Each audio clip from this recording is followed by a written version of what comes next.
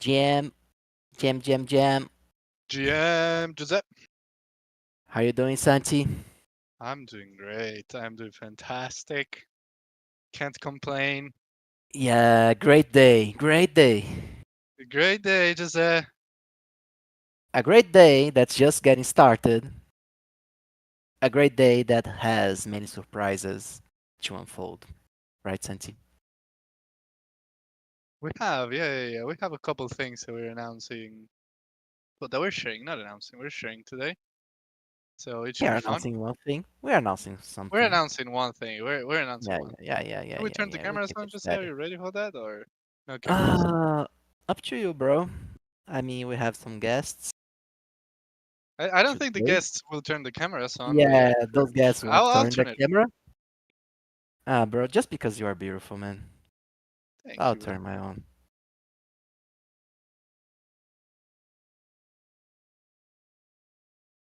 We are beautiful, not just me, Giuseppe. Look at Thank you, us. bro. Look at us, bro. Look at us, rocking and rolling. I got a haircut.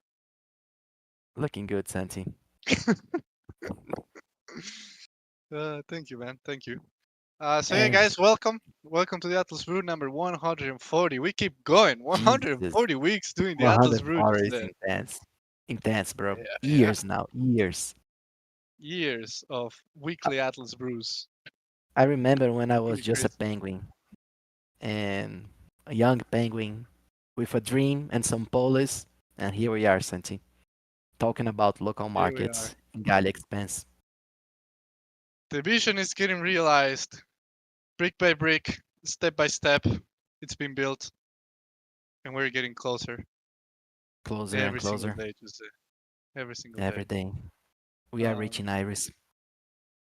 So yeah, we will be talking about that today. We will be talking about local markets that just launched. We will be talking about the infrastructure contracts as well. Theory crafting a little bit on what it is out there right now, how to play it, what's the best strategy, and we have committee guests for today as always. If you guys can raise your hands, please do so we let you on stage.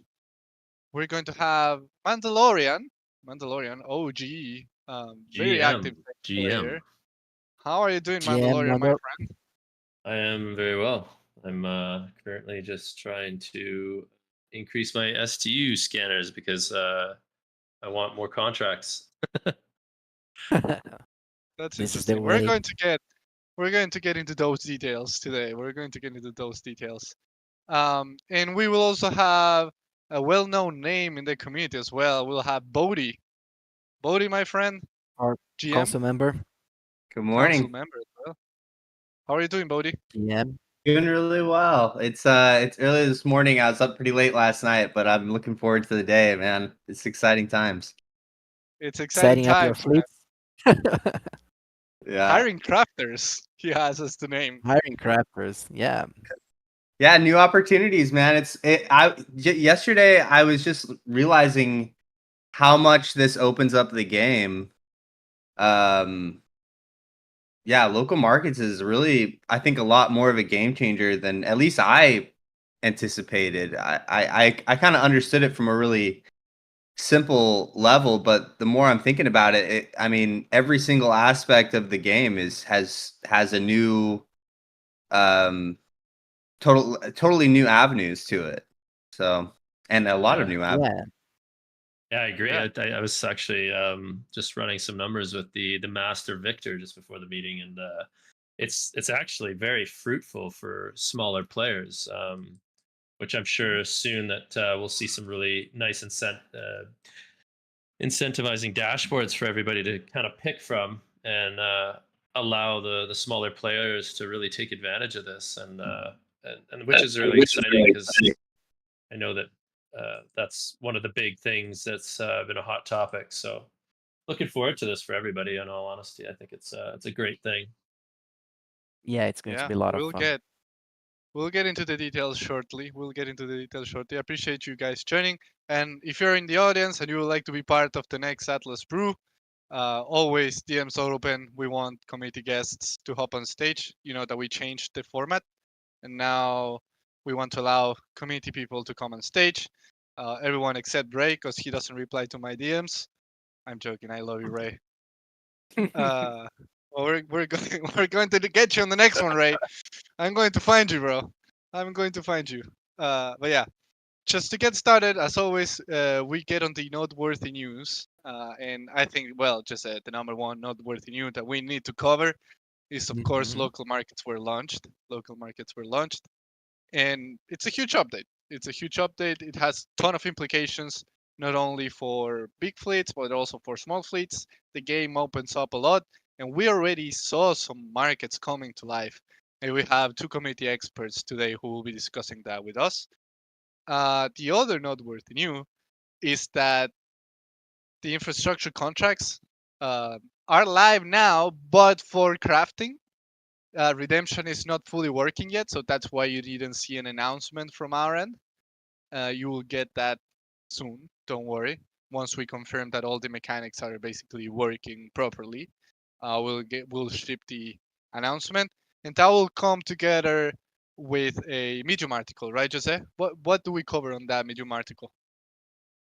Absolutely, Santi. On this Medium article, we basically introduce all the changes that are coming to the game, both to the infrastructure contracts, to the local markets, how LP will behave. We'll have a reduction to accommodate the Atlas emissions from the infrastructure contracts.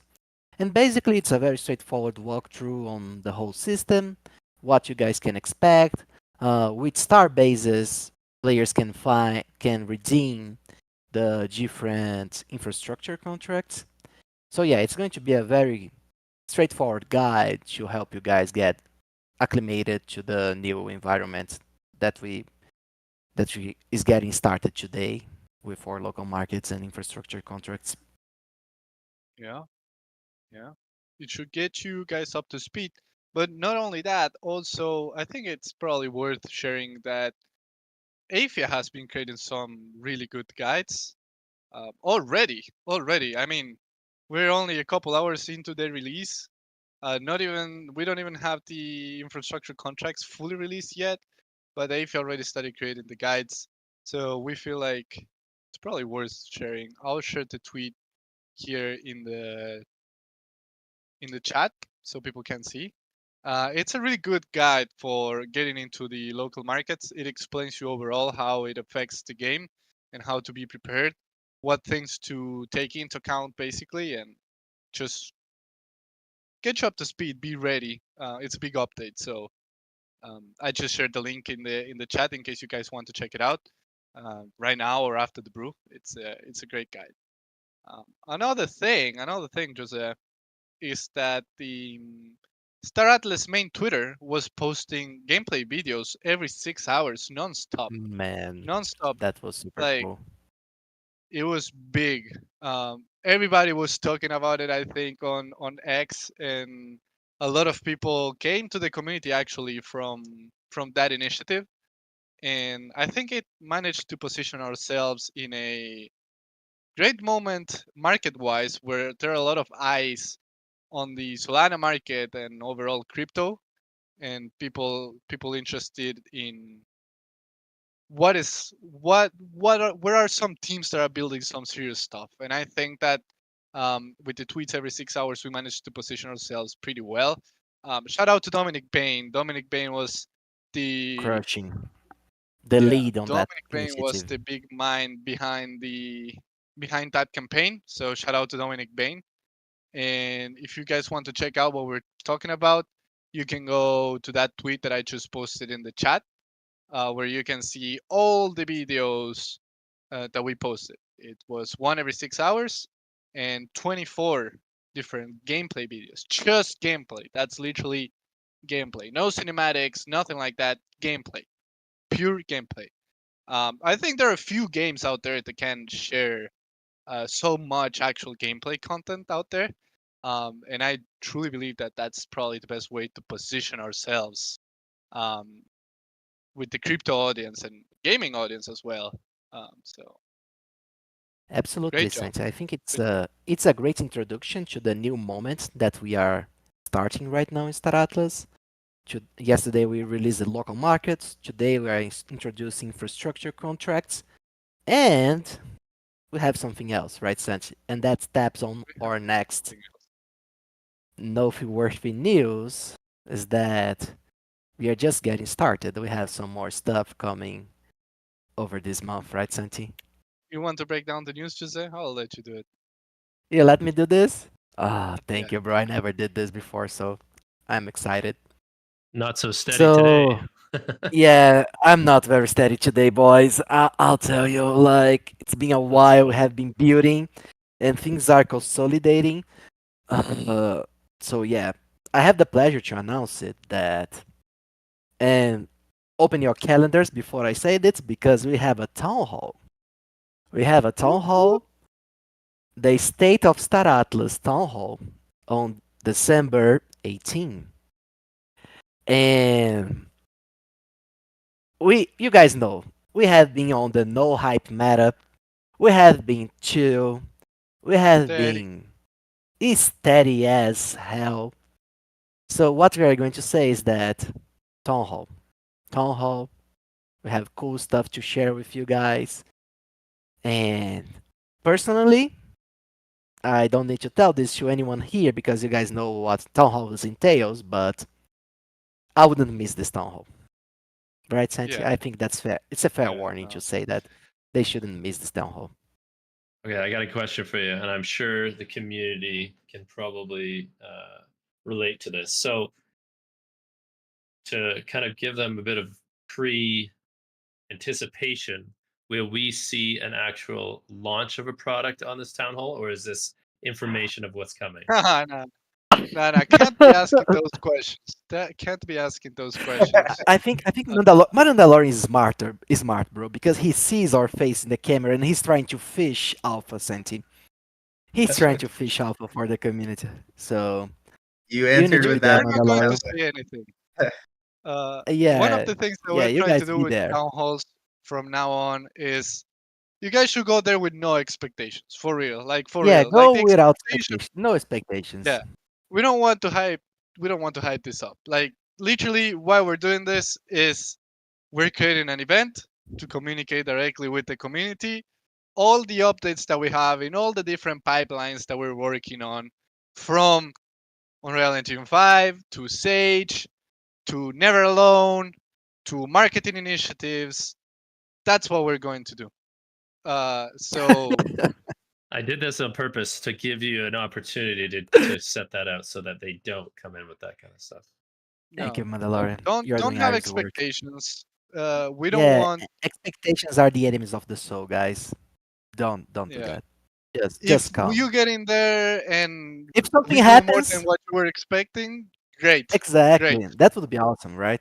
If something Yeah, drops, Agreed. but Yeah, I think yeah, it is better. Like I think that's in the past. I think that the appreciation for like sharing, like you say, state of the game and how the development is coming is quite important. Like I know that you guys have been a little more quiet from the last little while, which I actually think has been a really good thing because it also lets you guys focus a bit more without having to consistently reply to people, and also it's kind of more like a shock and awe when you guys drop something like you did yesterday. Nobody was really expecting that this soon, and it was pretty amazing, and it was such a flawless launch that there wasn't much pressure. So hats off to you guys. I think you right. guys you're doing a really good job of coordinating this and being more communicative, so I like it.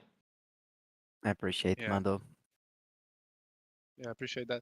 That's exactly the approach that we're taking. It's we know that there is a demand for an event where we cover like updates, maybe every quarter or whenever we have whenever things really move.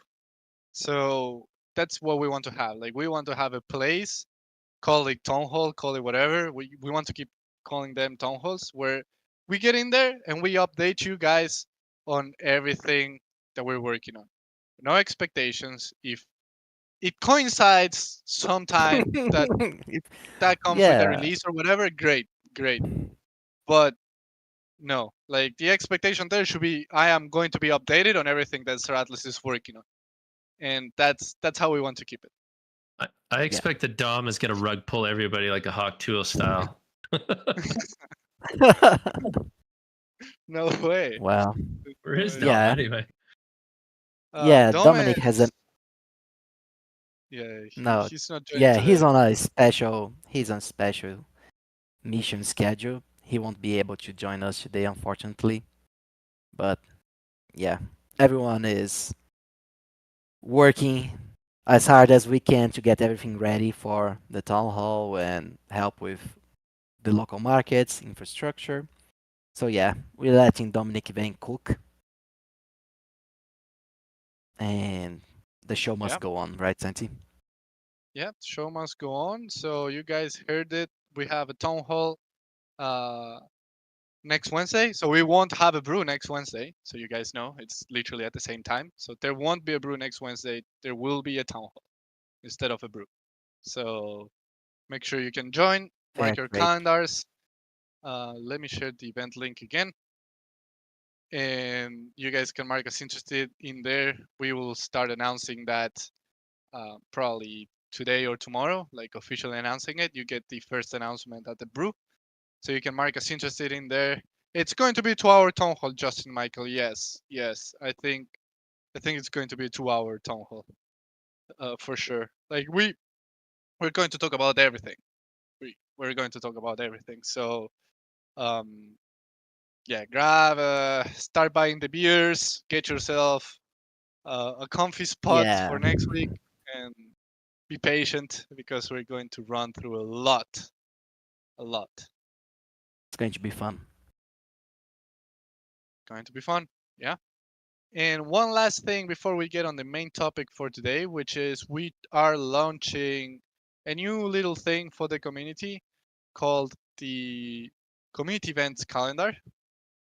And let me screen share if I don't crash my computer. Able to see, you should be able to see now my PC here, where we have the community calendar event. And the idea for this is for you guys to have a view of every event that we have, not only in English, but also in different languages. And our idea here is to let anyone plug themselves in and add their events. So I don't know if it's hosting their own event, they can add it there. Rome is hosting an event, they can add it there. The German community is hosting something, they can add it there. Um, there's a pizza party that Ray is hosting, you can add it in there. So connect with our mods, and they will get your event up there. And yeah, I think it's a cool initiative. So all the events that are going on get exposure to the Stratus community. We'll be sharing this uh, soon. Yeah, I know it's Gallis Stamptist. Yeah, I'm sorry for the typo there. Apologize. But yeah, that's the German brew, by the way. I was right hearing Yeah, that my German gain's brew. quite high. Is it better now? Try turning it It's down. too low for me now. Actually, yeah, lies too low. Somewhere right in the middle.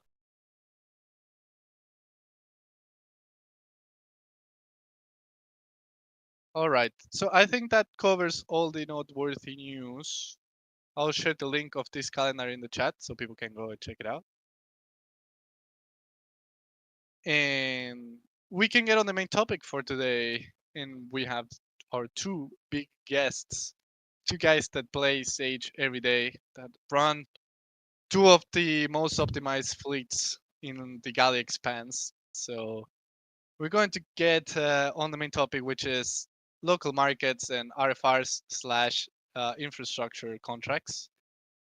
So I think Jose, we can get started sharing what was updated, what was launched with the local markets, and what is left to be launched as well when it comes to infrastructure contracts. So Absolutely, Santi.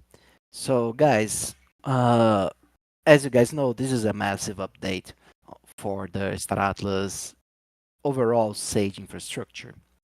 And our dev team realized that the best way to do this was to first deploy the local markets programs, and then we would start uh, starting the upload of the contracts relates to the infrastructure contracts and everything else.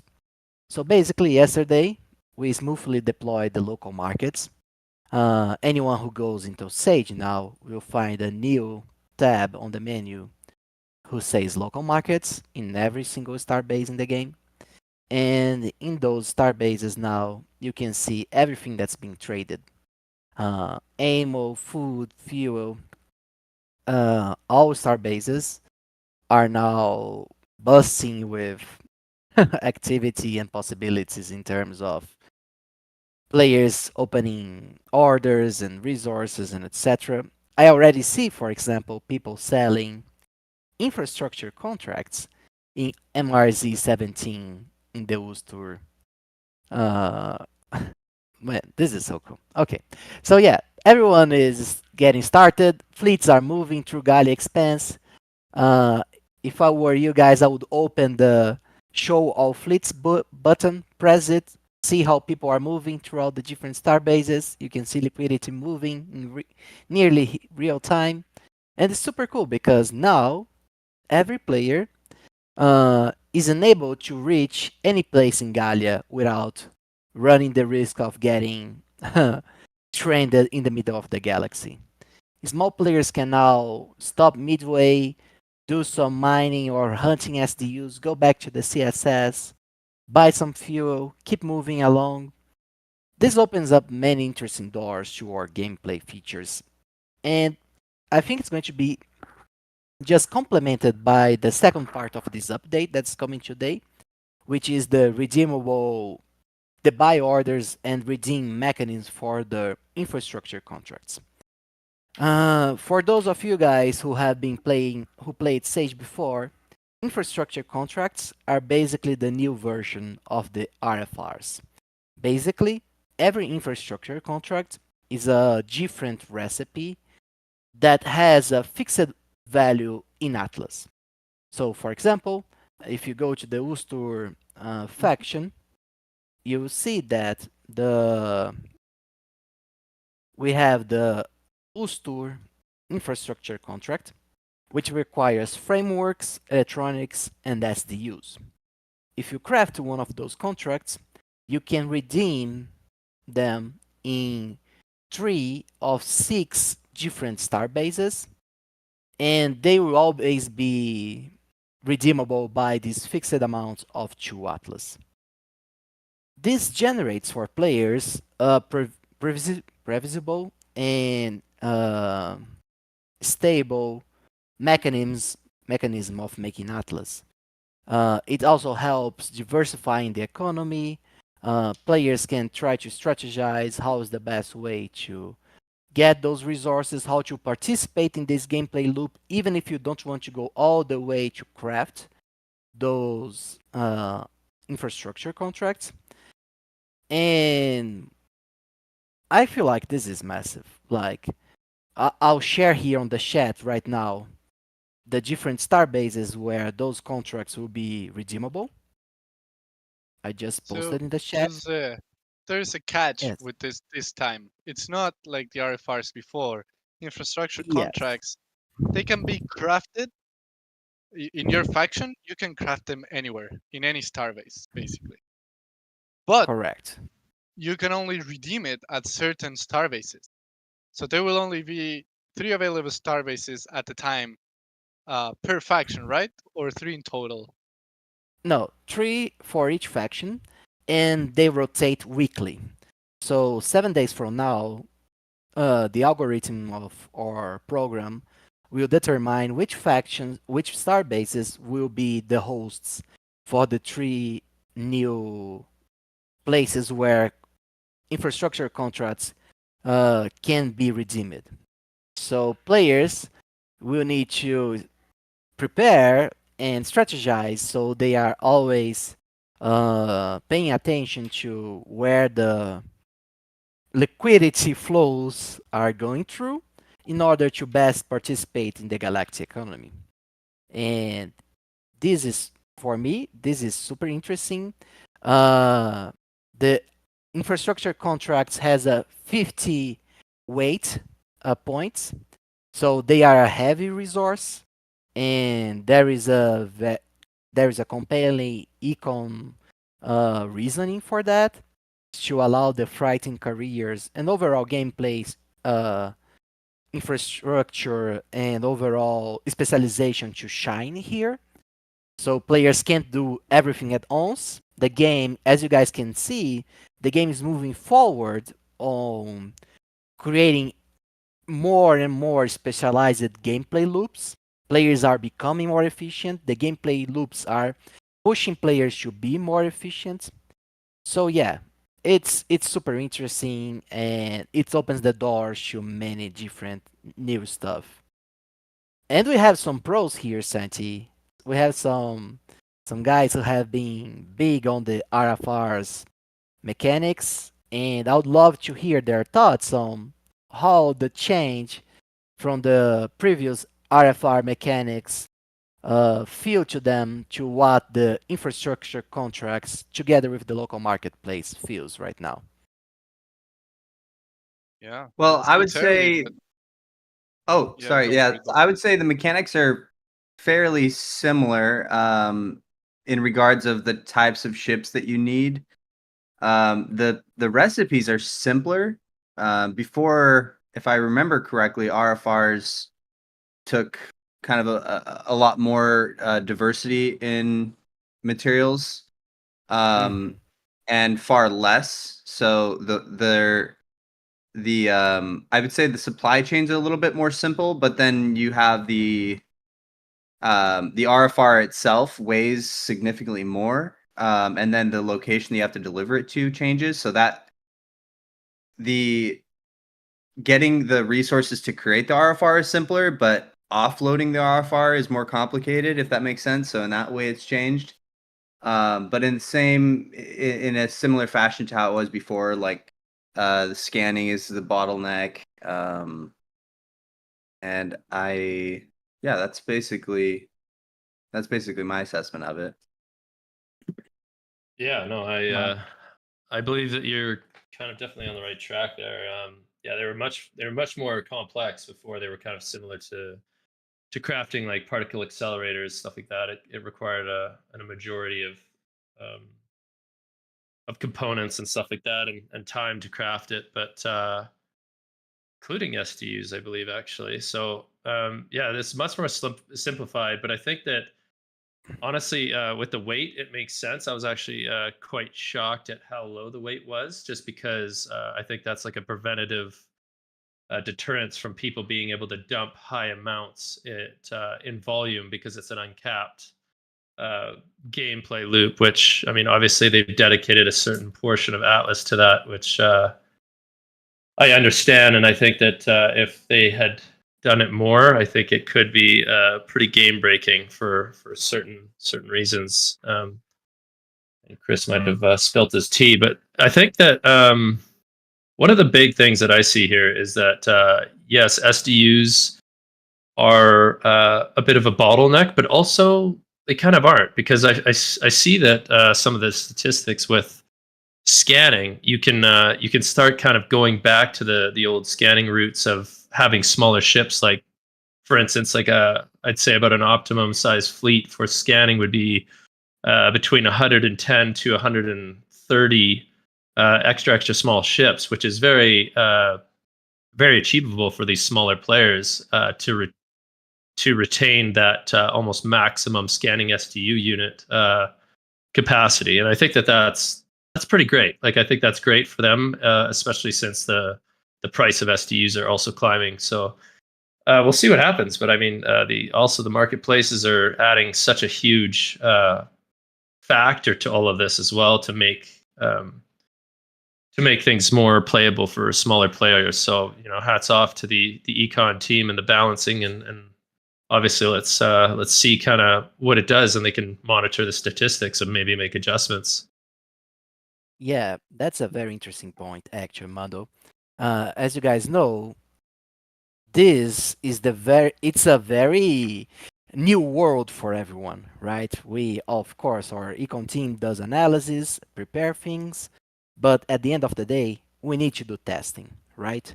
And this is what's happening. Every time we introduce a new gameplay feature, we need to test stuff. And this is a real market, so you guys will be helping us by seeing how the economy moves. This will give us the data that we need to perfect the recipes, uh, fix anything that needs to be fixed. The econ team is watching, paying close attention to the movements, how the markets are moving on each one of the star bases. And but yeah, it is super exciting. I mostly agree with everything that you guys were saying, but I think another interesting point here, and I think this has to do with Bodhi's nickname as well on Discord, is that crew members' relevance is even bigger right now. I mean, now the infrastructure contracts requires time to craft, which wasn't the case before, if I'm not mistaken, with RFRs.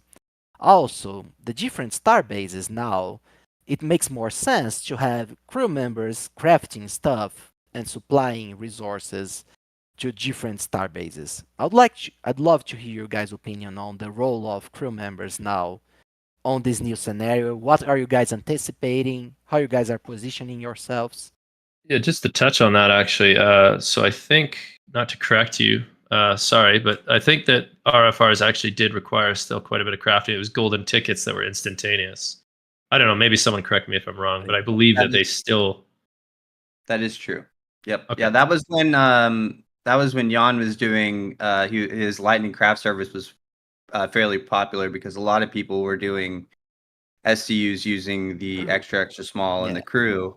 Um, or well, actually, it wasn't crew. There was no crew, so it was just Oh, extra small. Yeah. Well, The ships. there stair was crew, using pilots. but ships as crafters. it Yeah. was yeah, it was basically extra small ships were your crew effectively. And so because so many people were using those ships, that was when he was doing To a lot craft. of Yeah, that's crafting. true. You guys are right. Yeah. Yeah. Like I think at yeah, it's. I mean, I wouldn't say the crafting capacity for crafting the contracts is substantial.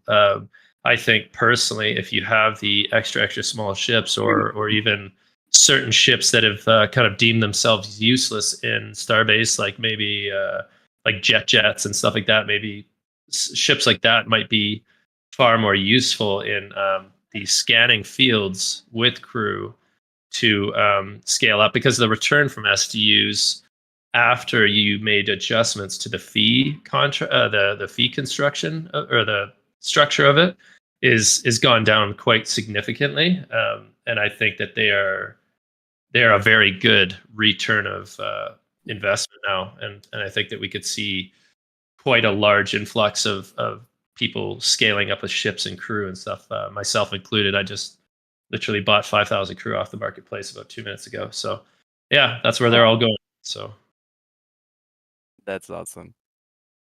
So you were Yeah, I kind of mean, right, Jose. You were kind of right. yeah, no, yeah. I mean, if they weren't necessary, I don't think anyone would buy 5,000, right? Yeah. Yeah. Yeah, but yeah, super cool. We got some quick stats from our econ team showing which is the most active local market in the first 24 hours. And the most active by far has been MRC4. Hmm. MRC4 has MR. been the most active local market in That was Sage. Mud's main hub until it got moved a couple weeks ago. Yeah. It seems to still be a very active hub, so Yeah. There's it's by probably a far lot of Yeah, residual stuff left over there. Because it was like it was the spot since the beginning. it was one of the interesting. biggest place in That's Gaia. interesting. Man, it's super cool. Like, I just opened the Sage map to see how MRZ4 is looking right now. Man, it's crazy. The activity there is crazy. And it feels super good to see the map moving like that. And yeah, I mean, we are now in discovery mode, right, guys? I mean, everyone is learning about the game. We don't even have the Redemption. the redemption in place yet, but we can see people moving. We can see people preparing. So I And just super good. shared an Yeah, image go for go, you. Mando. I just Let shared me an image see. for you in the chat, so you can see the number of scanning fleet averages have started to Wow. exponentially climb. This This is is not a great. published thing yet on the dashboard. This is from the master Alpha. victor himself. So I figured I'd share this. Sorry to interrupt you. No, no, absolutely. This is the kind of interruption that I love. Like, look at that. It's crazy. It's going parabolic above. And yeah, I mean, it's one, as you guys said, this is one of the bottlenecks of the economy now. And people with visibility, I mean, why not go after those SDUs, right? They are necessary. They are the bottleneck. There is surely demand. We want those Atlas. We want those contracts. So yeah, Brian saying that he caused a run on scanning fleets. True, you bought a lot of them. But yeah, guys, and Yeah, actually, I have Brian something Brian that did. I read one of Brian's posts. Sorry to interrupt again, but Brian's post was very insightful on his tweets. Sorry, or X. And he's dead on the money with a lot of the stuff that he's saying and number wise, and then comparing that to some of the spreadsheets, but statistics on AEP's website are bang on. And I think actually that picture that I showed is going to skyrocket quite a bit more in the next few days, because that's not including a lot of people that are starting to kind of transition or pivot because of this. yeah, man, this is super cool. Brian, you are becoming an influencer. Congratulations, bro. Yeah, Brian is going And for it. another thing that I'm super curious about, Bodhi and Mando, especially from you guys, like how you guys are feeling about the LP now. What are your projections? Because now we have an alternative, a very interesting alternative. Big That alternative. yeah, and now players need to, decide what they're going to do in game. So, what are your guys' thoughts on? One thing that we should talk about here is that the DLP emissions will be decreased to 4.5 million atlas a day to accommodate the emissions from the expected emissions from the infrastructure contracts. So, the LP pool will come down a little bit, but we'll have less, intuitively speaking, less people will go for LP and more people will go for RFRs.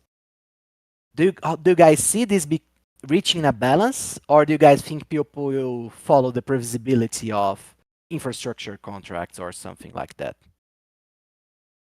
I think globally there will certainly be a balance between the two, but that where that point is will I believe come down to the individuals involved and how much their impact is. So the optimization for infrastructure contracts is different than LP. So Very. that point at which somebody would say, okay, now it's more worth it for me to do LP depends on the individual user. And then once enough of those people are, perhaps a couple bigger players make that shift, that's what's going to determine where that balance point is in a global sense. But it could also it'll which means that it might be different for different factions. So there's still going to be that opportunity. If somebody's more optimized for infrastructure contracts, they might not have as much incentive to maybe move factions. But if they're very well optimized for LP, and there's a faction that consistently has lower LP because the majority of their users are more optimized for infrastructure contracts, and so they're doing those, there's still going to be that balance system through the LP. So it's a really good complement. What do you think, Mando? Yeah, I mean, like you pretty much hit it right on the head. I think that we're going to see a pretty sizable shift in the volume in the LP pools, possibly, and that that component inflation is going to kind of go down for everybody, which will be quite nice. I also think that there's a huge opportunity here for smaller players running a simple loop and kind of supplying to say say a base. Let's just use an example. Say like medium risk zone or Ooster 5 flips, and it's quite close to the CSS, and then some of the smaller players are using that hub, or even further out to a medium risk zone hub, that they can create a loop to supply a certain component for people like bigger players, like to soak up that liquidity and use it to do upgrades. You know, because at that point is that, say, certain players shift their fleets towards more infrastructure contracts, and they take a little bit less away from doing the crafting component side to do the inputs.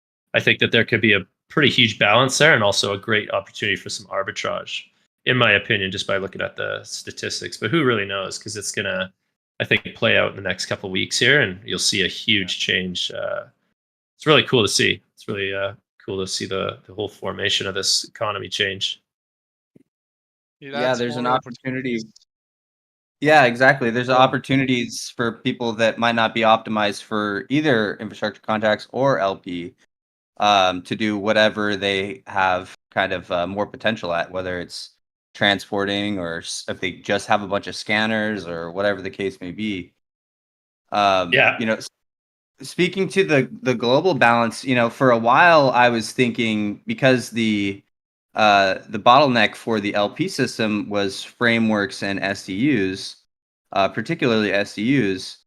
For a while, I was thinking that the the infrastructure contracts would be fairly light, or just like more so than they are, on those two components, because I considered it to be a conflict. But when the recipe came out, I was pretty surprised on how many, particularly the SDUs, were required. And then I realized, I was talking with someone on the phone yesterday, and I realized that that is actually because they both share the same bottleneck. It's actually a way to curb inflation, because otherwise, you know, like the in a sense, the global Atlas inflation is still kind of throttled via SDUs, which is, it makes sense now that I think about it. But I totally didn't see it coming. Yeah, to I touch want to on give a that. shout out So, to the so econ team really quick for thinking about all this. It's crazy what it's been put together. So yeah, just a yeah, quick so shout out to the econ team. yeah, totally. And I just to touch on that point is that so we've actually seen data that has shown that the STU count find per day has actually increased quite substantially, and also um, another statistic that I had seen was that a major portion of people are actually mining and and not uh, not scanning and not doing upgrades. Hmm. It's interesting. Yeah, you know, there's been all those kind of more passive players that came from Score, and then using Sly, they were just sitting at Central doing hydrogen, because it was still relatively passive. They could just mine the hydrogen and export it and sell it on the Galactic Marketplace. Well, now that's opened up even more, because you know, hydrogen has been like such a sweet thing to be able to buy. It's the cheapest you know, raw material, relatively speaking, to how hard it is to get, because of that reason. But now you can go park at any star base, and if you have a couple transporters, you can ship it over kind of far away and sell it at a premium. So it really opens up that loop for those people too, which were normally, uh, you know, because they want to be so passive, which is understandable. They were limited to just hydrogen and only being at the star base, but now they can Yeah. go anywhere. Now they can get a transport ship like a freighter and sell whenever they finish mining that. They just sell it at wherever they can find the best price for it, right? And it's still super passive. Yeah. That's Yeah, interesting. and something that Brian and the guys are discussing on the chat right now, the increase in the SDU's search mechanic, like the cooldown, the 6x buff on the results and everything, by reducing the fees and enable people to do more SDU activities, like reducing those cooldowns enable new people to join the SDU gameplay loops. Like it isn't as expensive as it was before. I see. It's easier to participate if you are not automated as it was before. So now we see an inflow of people coming to SDUs to help this market grow.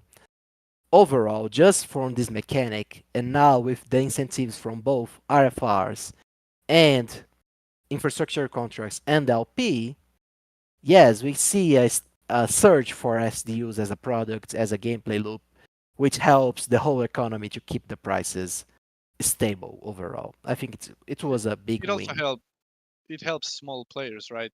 Like it's what you're saying to say Exactly. like now more people can get into that loop because they're not so impacted by the Solana fees. But at the same time, Exactly. SDUs not only increased in like efficiency but also in demand because they are not required for the two biggest gameplay loops, let's say, that people are going through. So that's Yeah, interesting. And exactly. Mandalorian, you kinda touched on it at the beginning. Like if if you were to be a small fleet now, would it be SDUs that you will So focus on? yeah, so I was actually just I was just talking to Brian in the chat here, and just to kind of just touch on his point just before answering that is that yeah, like everything everything had increased by 6 times, and then obviously the scanning cooldown got longer, and then also the transaction fees for smaller players have significantly decreased, which is very positive and all around. And also the statistics for how many SDUs are being found are actually more because of the discovery, like you said. But yeah, like I think that truthfully, I don't know if you've been kind of monitoring the price of SDUs in the last 24 hours. They've gone up substantially because they're starting to kind of become more valuable than gold, right? Because these infrastructure contracts are actually pretty lucrative for smaller players as well. Because um, I would say compared to like what the RFRs used to be, the crafting capacity that you need to actually make these things are a lot less than they were before. So it's actually making it achievable for someone of that nature of a smaller fleet, or even if they're just looking to sell their SDUs to someone that is trying to run that loop is very lucrative as well. And I think you could see some pretty big gains for smaller players and mid players as well. So quite interesting. Yeah, I was just gonna whip through Chris's article here. I hadn't seen this yet, but yeah, some interesting information in there as well. Pretty cool. I mean, I don't know where Chris stands at this moment, but I'm sure he's going to probably analyze this for the next period of time, and then well, I'm probably more than positive that he'll probably make adjustments to this. I'm not sure what you guys are doing for like a monitoring period of time, but I'm assuming that you guys will probably actually change up also the crafting requirements, like what components it takes to kind of keep it balanced. I'm sure, but We yeah, it's all actually really wanted to interesting touch on stuff. that. We actually wanted to touch on that really quick. Like, yeah, of course, like Econ team is all hands monitoring right now, like checking data in real time.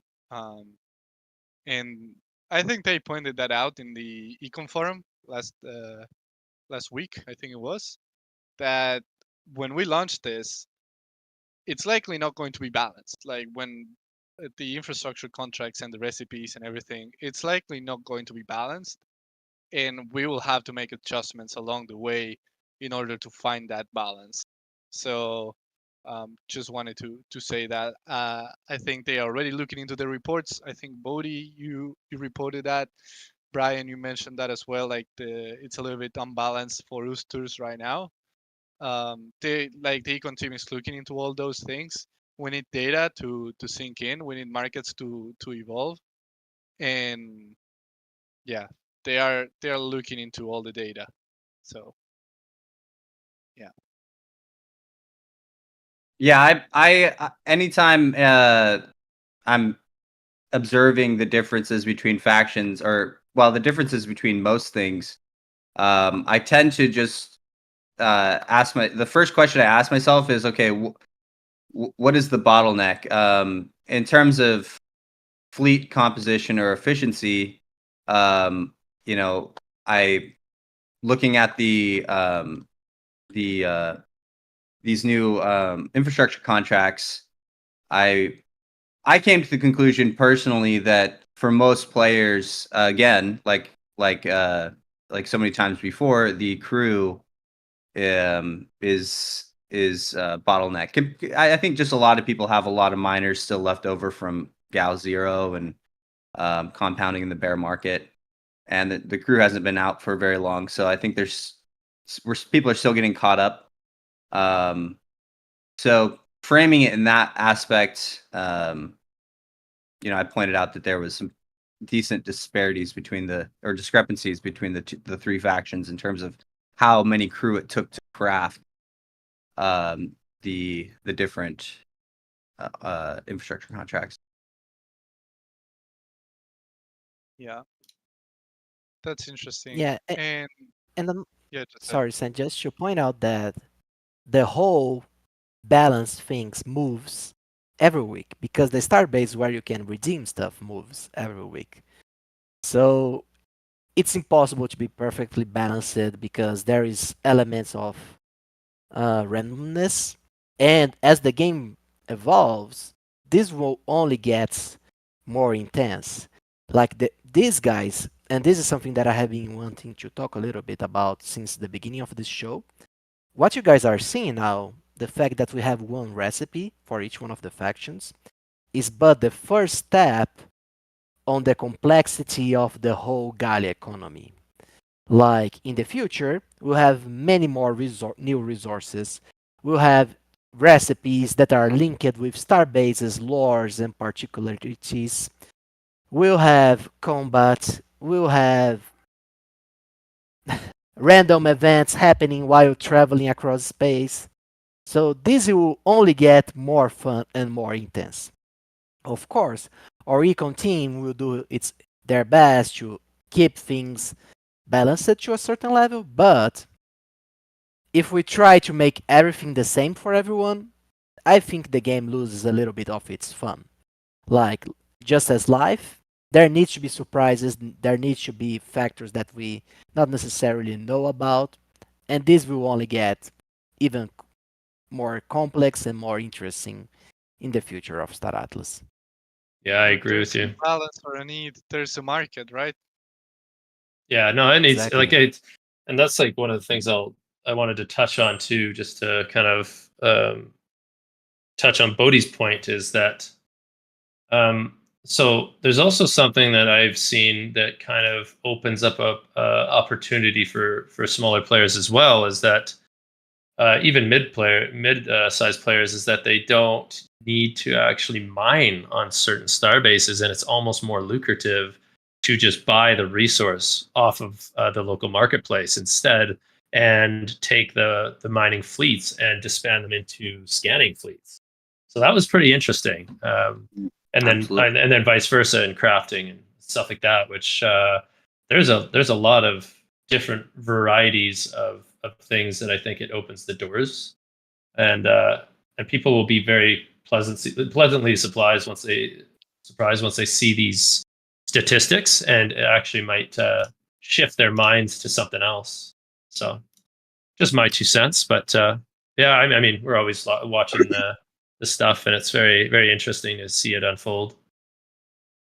Yeah, to touch on that point about using larger fleets for scanning, I ran some numbers, basically just comparing the efficiency of how many SDUs you can get theoretically in a day. The commander class is still over the threshold of how many SDUs, like you're going to be bottlenecked by how many you can find at a single tile. So that's totally irrelevant. What I found was that depending on your composition and how many scanners you actually need, it would kind of affect the outcome. But what I found is that before the max size of fleet that you would want to scan with theoretically was like a medium, like the Mamba X, for example, I believe is a medium, and that one was pretty good. But now the larges are kind of the threshold is kind of at the large ships. Even you could scan with a pretty decent sized ship, because like you said, there's less need for miners, since you can just buy what you need, and if you have enough miners already, it might be worth even disbanding up to or not disbanding, but using even large ships for SDU scanning. Absolutely. So yeah, and so just to touch on that point, is interesting. yeah, to touch on that point, so it's actually I've heard the opposite in a bit, not to undermine your data, but just kind of what I'm seeing is that apparently the bigger ships are not as lucrative as like creating a bunch of smaller fleets now, because it's actually you're still hitting your SDU kind of cap of what you can find, and Yeah, yep. your SDU max, I guess you could say. So so I was actually running this by Groove. I was running this by Victor, and I was like, okay, so what about like using the Titan to test this? And he said it won't work because it's your SDU max would still be capped. So the efficiency is not there, unfortunately. Everything like Sasquatch just pointed out, it's anything above like 1,000, for example, is redundant. If your fleet can get over like 1,000 SDUs on a successful scan, for example, and the capitals, the commanders are way beyond that. Forget about the Titans, but the capitals are just over that. So given how much and the amount that they cost to actually buy the ship, compared to the mining rate that you actually get, it's generally better to just go ahead and mine with it. But below the capitals, at the large ships, you're still within that, sub 1,000 range. You can still get a full scan. So in the, normally you would basically never consider a large ship for scanning because you could use it for mining instead. But now that SUs are so lucrative, it's kind of pushed that boundary up a little bit to where some people might consider doing large ships. I've got only a couple large ships, and I've got plenty of capital and commander class ships to mine with. So I'm probably going to use, because I already have redundant mining, right? So I'm not going to move any capitals over because it's past the point of diminishing returns, and they're expensive to scan with. But for the large, yeah, I'll throw a couple on there and get a couple hundred extra SDU, or probably a couple thousand extra SDUs a day, and make better use of my miners because of it.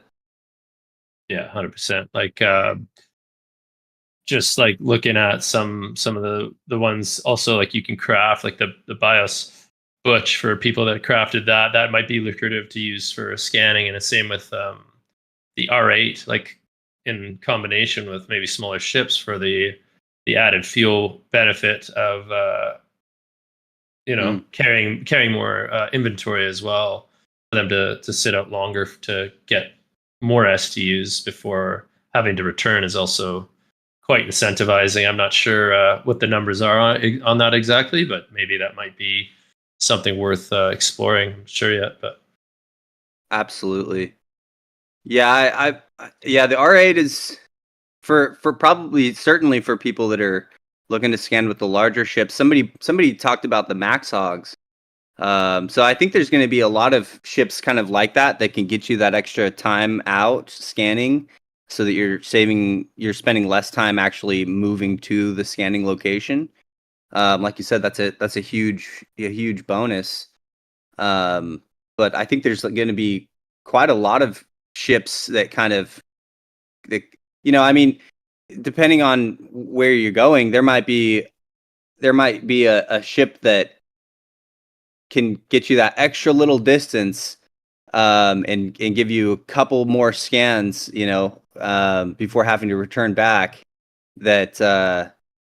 That you might need a different ship to go a couple more tiles further. So it changes the mechanic a lot. I think the new SDU, the demand on SDU mechanics pushes a lot of people towards SDUs, but then the change with the Solana fee, or like the scan times, really changes the whole scanning thing altogether.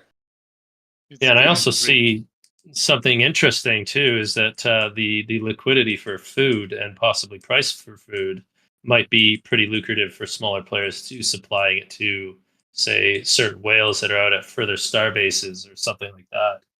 That's Hmm. also, there might be a decent enough return for what it takes to get food. I don't know.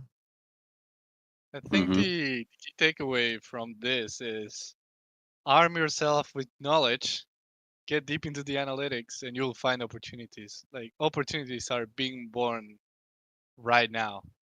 So not only for big ships, big fleets, but also for small players. So yeah, it's important right now to have knowledge, learn how things are flowing in the marketplace, in the local markets, where the liquidity is going, where there are some gaps in arbitrage opportunities, and what the different strategies are. I think the game just got 10 times more interesting. So also another thing that we were chatting in the chat, we're talking about in the chat, is that um, the redemption for infrastructure contracts will have the marketplace fee.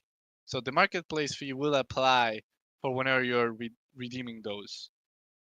If you want to reduce those fees, you can lock Atlas in the Atlas locker, and you will see in there the different tiers that reduce your fees in the market.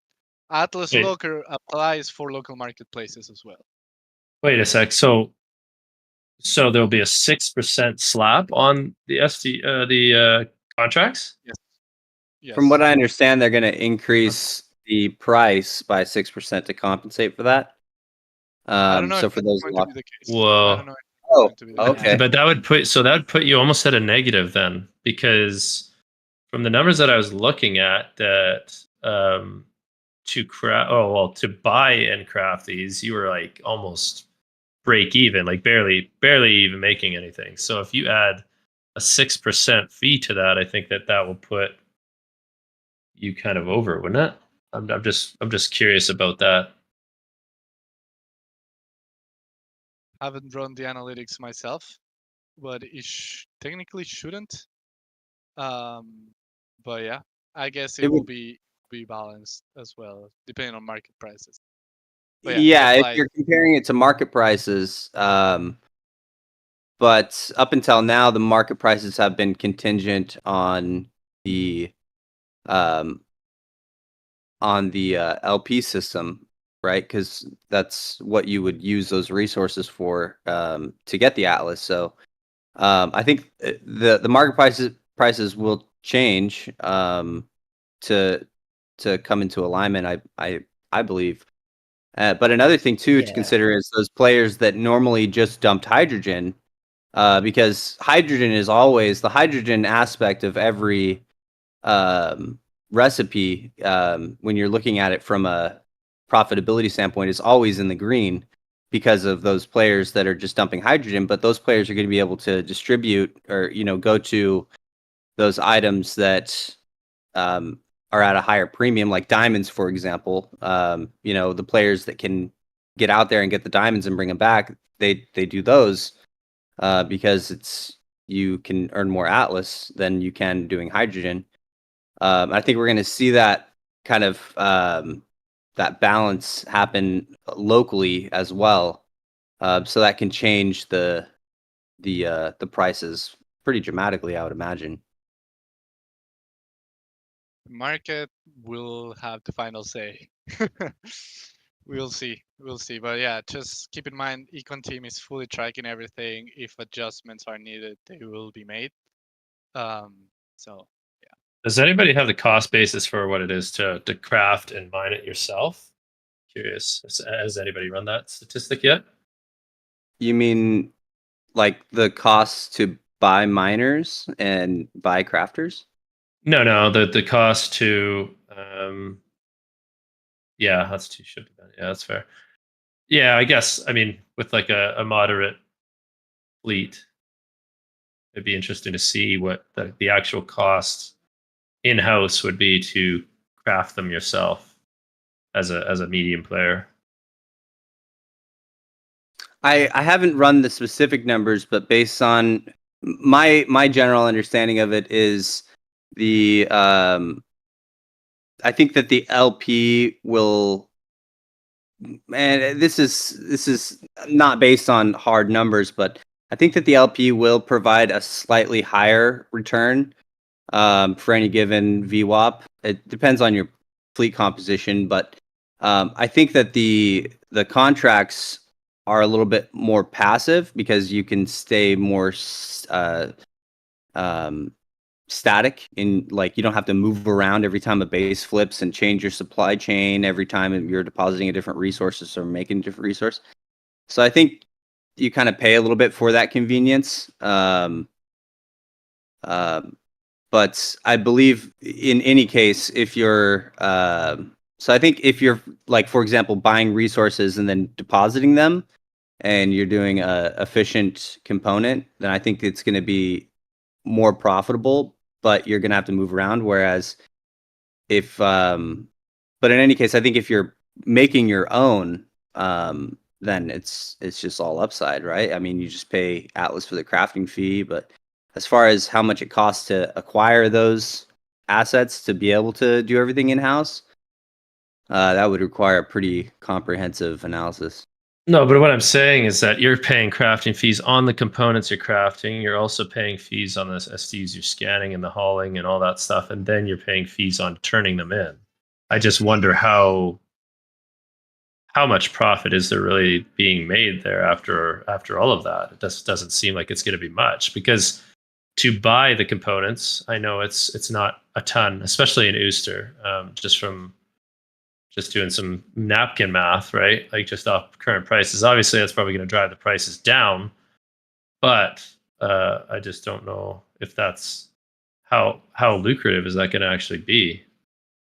Well, fortunately, they didn't use field stabilizers, so all of the materials that are needed have relatively lower crafting fees. I think that's a consequence of us being able to produce those since the beginning of labs.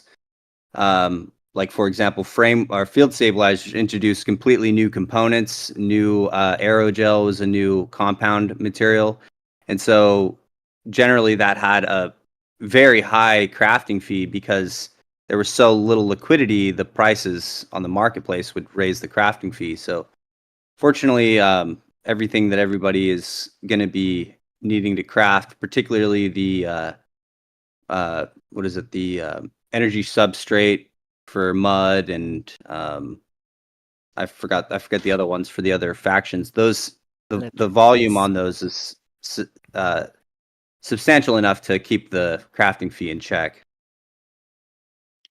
all right, guys. Not to interrupt the conversation, but we will need to close. We're 10 minutes above the hour, and I have to run right now. But really appreciate you, Mandalorian Bodhi, for joining.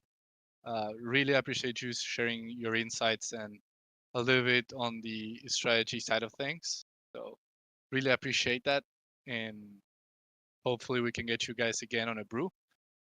For everyone out there listening right now, remember that there's not going to be a brew next week because we have a town hall.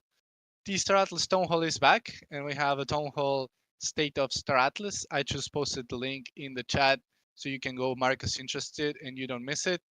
Next week, same time as the brew, we'll be having a town hall where we will be covering the latest on the Star Atlas development side of things. So we'll go over every single product pipeline. Sign We'll in, share like have multiple wallet sign-ins and stuff like that, and like on different websites. that's Amazing. Thanks, guys. And appreciate you having me up here. And yeah, I'm really looking forward to this town hall. And they're always great. So yeah, I look forward to next week, only guys. informative town halls. Just look Only forward for informative. information. Lots of information. Cool. All right. Thank you so much, guys. I appreciate you joining, and we'll see you next week at the town hall and treat this Friday for the Golden Carnival. Thank you. Bye bye. Thank you, everyone. Appreciate Mando, Bodhi. See ya.